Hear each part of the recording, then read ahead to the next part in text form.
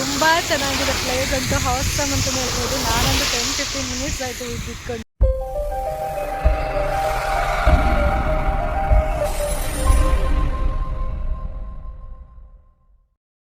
ಕೊಟ್ಟೆಯೂರು ದರ್ಶನ ಮುಗಿಸ್ಕೊಂಡು ನಾವು ಹೊರಟ್ವಿ, ರಿಟರ್ನ್ ಹೋಗೋಣ ಅಂತ ಹೇಳಿ. ಬರ್ತಾ ಇರ್ಬೇಕಾದ್ರೆ ದಾರಿಯಲ್ಲಿ ನೋಡಿ ಇವ್ರುಗಳ ವ್ರತ ಹೇಗಿರುತ್ತೆ ಅಂದರೆ, ಎಳನೀರನ್ನ ಹೆಗಲಿಗೆ ಇಟ್ಕೊಂಡು ನಾವು ಪಾದಯಾತ್ರೆ ಧರ್ಮಸ್ಥಳಕ್ಕೆ ಮಾಡ್ದಂಗೆ ಇಲ್ಲಿ ಕೊಟ್ಟೆಯೂರು ಈಶ್ವರ ದೇವಸ್ಥಾನಕ್ಕೆ ಮಾಡ್ತಾರೆ. ಸೊ ತುಂಬ ಚೆನ್ನಾಗಿತ್ತು ಇಲ್ಲಿ.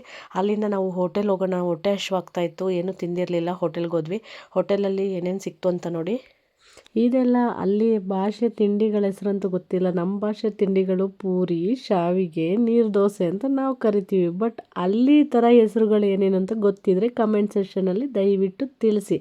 ಅದ್ರ ಜೊತೆಗೆ ಬಾಜಿಗಳು 3 ವೆರೈಟಿ ಹೇಳಿದ್ವಿ.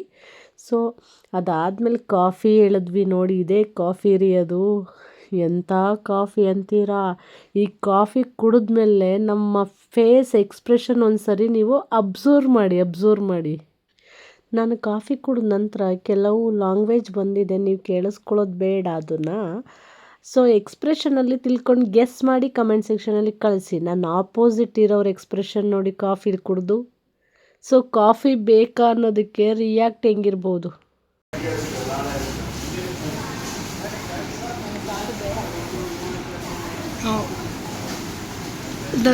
ಅಕ್ಕ ಹೊರಗಡೆ ಹೋದಾಗ ನೀವು ಟೀ ಬಿಟ್ಟು ಕಾಫಿ ಕುಡಿಬೇಡಿ, ಕಾಫಿ ಕುಡಿದ್ರೆ ಇದೇ ಗತಿ ಅಂತ.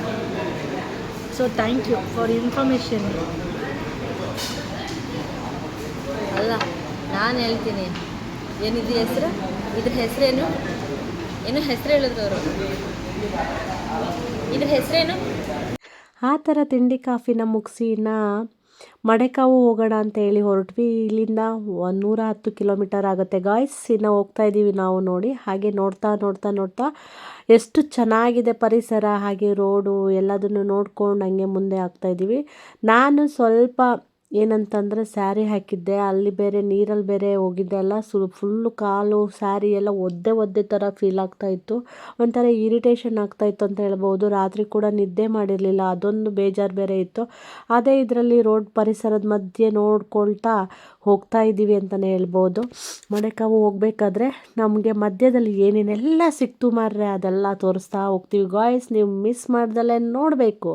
ನೋಡಿದಾಗ ಅಷ್ಟೇ ಮಜಾ ಸಿಗೋದು, ಥ್ರಿಲ್ಲಿಂಗ್ ಸಿಗೋದು ಅಂತಲೇ ಹೇಳೋದು. ಯಾಕೆ ಅಂತಂದರೆ ನಾವು ಬಾಯಲ್ಲಿ ಹೇಳೋದಕ್ಕಿಂತ ನೀವು ನೋಡಿದ್ರೆ ತುಂಬ ಖುಷಿ ಆಗುತ್ತೆ. ವೆದರ್ ಹೇಗಿದೆ, ಮನೆಗಳು ಹೇಗಿತ್ತು, ಅಲ್ಲಿ ಒಂದೊಂದು ಮನೆಗಳ ಕಟ್ಟಿದಂಥ ರೀತಿ ಅಲ್ಲಿ, ಮತ್ತು ನೀವು ಎಲ್ಲಿ ಹುಡುಕಿದ್ರೂ ಕೂಡ ಒಂದೇ ಒಂದು ಬಾರ್ ಇಲ್ಲ, ಅದೊಂದು ಖುಷಿ ನನಗೆ. ಸೊ ಪ್ರತಿಯೊಂದೂ ಅಲ್ಲಿ ಬಡವರು ಚಿಕ್ಕ ಮನೆ ಪುಟ್ಟ ಮನೆ ಅನ್ನೋದಕ್ಕಿಂತ ಎಲ್ಲ ದೊಡ್ಡ ಮನೆಗಳು, ಬಿಲ್ಡಿಂಗ್ಗಳು, ಹಾಗೆ ಕಾಂಪ್ಲೆಕ್ಸ್ಗಳು, ತುಂಬ ಹೈಫೈ ಲೈಫ್ ಅಂತಲೇ ಹೇಳ್ಬೋದು ಕೇರಳ.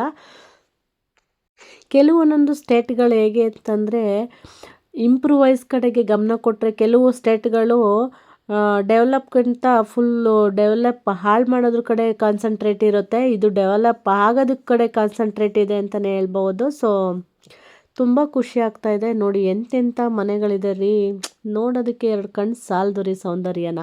ಸೊ ನನಗಂತೂ ತುಂಬ ಖುಷಿ ಆಯಿತು ಹೋಗಿದ್ದು. ವೆದರ್ ಒಂದು ಕಡೆ ಆದರೆ ಮನೆಗಳು ಒಂದು ಕಡೆ, ಆ ಪರಿಸರ ಒಂದು ಕಡೆ, ತುಂಬ ಖುಷಿ ಆಯಿತು. ಊಟ ಮಾತ್ರ ಸೆಟ್ಟಾಗಲಿಲ್ಲ ನೋಡಿ. ಬಂದು ಕೊನೆಗೆ ಏನು ಸಾಕಾಗಿತ್ತು ವ್ಯೂ ಅಂದರೆ, ತುಂಬ ಚೆನ್ನಾಗಿತ್ತು. ನಾನಂತೂ ಕಾರಲ್ಲಿ ಮಳೆ ಬರ್ತಾಯಿತ್ತು, ಮಳೆ ಬಂದರೂ ಪರವಾಗಿಲ್ಲ ಅಂತ ಹೇಳ್ಬಿಟ್ಟು ಇಳಿದ್ಬಿಟ್ಟೆ.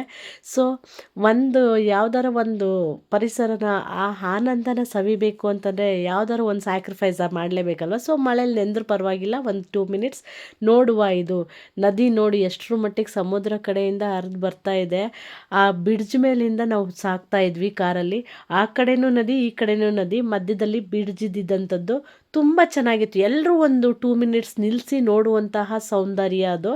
ಸೊ ನನ್ನ ಗೆಳತಿ ನೋಡಿ ಏನು ಮಾಡ್ತಿದ್ದಾರೆ ಅಂತ ಹೇಳ್ಬಿಟ್ಟು ಫುಲ್ ವಿಡಿಯೋ ಫೋಟೋ ಫುಲ್ಲು ಬ್ಯುಸಿಯಾಗಿದ್ದಾರೆ. ನಾನು ಕೂಡ ವಿಡಿಯೋ ಮಾಡೋದ್ರಲ್ಲಿ ಸ್ವಲ್ಪ ಬ್ಯುಸಿ ಆಗಬೇಕು ಅಂತ ಒಂದು ಸಿಂಪಲಾಗಿ ವಿಡಿಯೋ ಮಾಡಿದೆ. ಎಷ್ಟು ನದಿ ಇದೆ ಅನ್ನೋ ಒಂದು ಫಾರ್ ಎಕ್ಸಾಂಪಲ್ ವಿಡಿಯೋ ಅಂತಲೇ ಹೇಳ್ಬೋದು. ಮಳೆ ಬರ್ತಾಯಿತ್ತು ತುಂಬ ಜಾಸ್ತಿ. ಸೊ ರನ್ ಮಾಡ್ಕೊಂಡು ಬಂದು ಕಾರಲ್ಲಿ ಕುತ್ಕೊಂಡೆ. ಇವ್ರದ್ದು ನೋಡಿ ಫೋಟೋ ತೆಗೀರಿ ಅಂತಂದರು, ಹಂಗೆ ಫೋಟೋ ತೆಗೆದು ವಿಡಿಯೋ ಮಾಡ್ತಾಯಿದ್ದೀನಿ. ಸೊ ನೋಡಿ ಕೂದಲು ಬಿಡ್ಕೊಂಡು ಎಲ್ಲ ಎಕ್ಸ್ಪ್ರೆಸ್ಸಿವ್ ಆಗಿದ್ದಾರೆ. ಅವರಿಗೆ ಗೊತ್ತಿಲ್ಲ ನಾನು ಏನೇನು ಮಾಡ್ತಾಯಿದ್ದೆ ಅಂತ ಹೇಳ್ಬಿಟ್ಟು. ನೋಡಿ ಜುಟ್ಟು ಕಟ್ಟೋದೆಲ್ಲ ವಿಡಿಯೋ ಮಾಡಿದ್ದೀನಿ ನಾನು. ಎಷ್ಟು ಚೆನ್ನಾಗಿ ಮಾಡ್ತೀನಲ್ಲ ಕವರೇಜ್ನ. So nice, good Rohini. ಹಾಗೆ ಗಾಯ್ಸ್ ಮತ್ತು ಇದೆಲ್ಲ ನೋಡಿದ ಮೇಲೆ ನಿಮ್ಗೆ ಏನು ಅನ್ನಿಸ್ತು ಅಂತ ಕಮೆಂಟ್ ಮೂಲಕ ತಿಳಿಸಿ. ಈ ಸೌಂದರ್ಯ, ಈ ನೀರು ನೋಡಿದಾಗ ಬಟ್ ಆಟ ಆಡೋಕ್ಕಂತೂ ಹೋಗಿಲ್ಲ. ಎಂತಕ್ಕೆ ಅಂದರೆ ಮಳೆ ಇದ್ದಿದ್ದರಿಂದ ಕಾರಣ ಅಲ್ಲಿ ತುಂಬ ನದಿ ತುಂಬಿ ಹರಿತಾ ಇತ್ತು. ನಾವು ಬ್ರಿಡ್ಜ್ ಮೇಲೆ ನಿಂತ್ಕೊಂಡು ನೋಡಬೇಕಾದ್ರೇ ನಿಂತ್ಕೊಂಡು ನೋಡೋಕೆ ಆಗದೆ ಇರೋ ಥರ ಇತ್ತು. ಮತ್ತು ಅದಾದಮೇಲೆ ನೆಕ್ಸ್ಟು ಇನ್ನೇನು ನಿಯರೆಸ್ಟ್ ಮಡೇಕಾವು ಹತ್ತತ್ರ ಬರ್ತಾ ಇದ್ವಿ. ನೋಡಿ ಬಿಲ್ಡಿಂಗ್ ಹೆಂಗೆ ಕಟ್ಟಿದ್ದಾರೆ ಅಂದರೆ ಬೀಳೋ ರೀತಿ ಇತ್ತು ರೀ. ಆ ಬಿಲ್ಡಿಂಗ್ ನೋಡಿ ತುಂಬ ಖುಷಿ ಆಯಿತು. ಅಲ್ಲಿಂದ ಸ್ವಲ್ಪ ಮೂವ್ ಆಗ್ತಾ ಇದ್ದಾಗ ಒಂದು ದೇವಸ್ಥಾನ ಬಂತಾಯ್ತಾ.